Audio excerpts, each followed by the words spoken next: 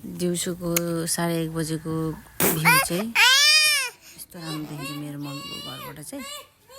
माथि बादल, हरियाली डाँडा, निलो आकाश, अन्त धान काटेको बेला कस्तो राम्रो देखिन्छ। कस्तो राम्रो छ हरियाली।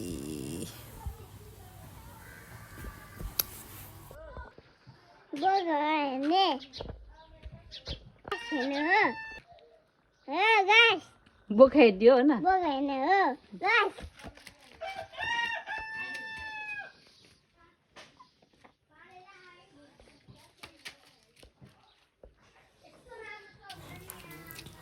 अहिले झन् यो दिउँसोमा चाहिँ झन् यो बादल माथिबाट आउँदाखेरि झन् कस्तो राम्रो देखिन्छ।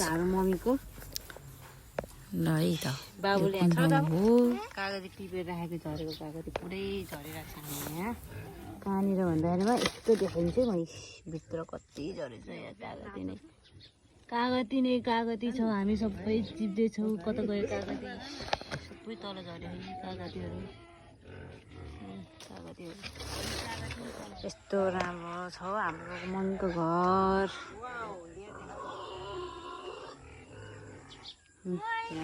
हजुरआमाले नातिलाई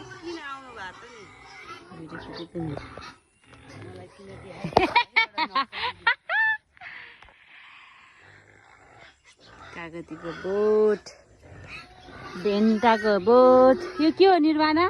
यो के हो? बाबुलाई थाहा भयो के हो? चिन्यो? होइन होला। कागती टिप्नुपर्छ यहाँ। यस्तो गरेर काँडै काँडै छ भित्र जान सक्दैन। यस्तो यहाँ गरेर पिक गरायो बाबु, पिक यस्तरी गरेर निकाल्ने भनेको। गाह्रो छ कागती निकाल्नलाई। यो कस्तो डल्लो है कागतीको बोट। झिक्नलाई पनि गाह्रो।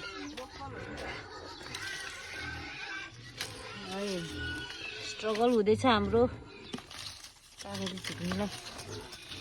फाइनली एउटा निस्क्यो। पनि आउँदैछ है कागती। कस्तो आस्याउँला जस्तो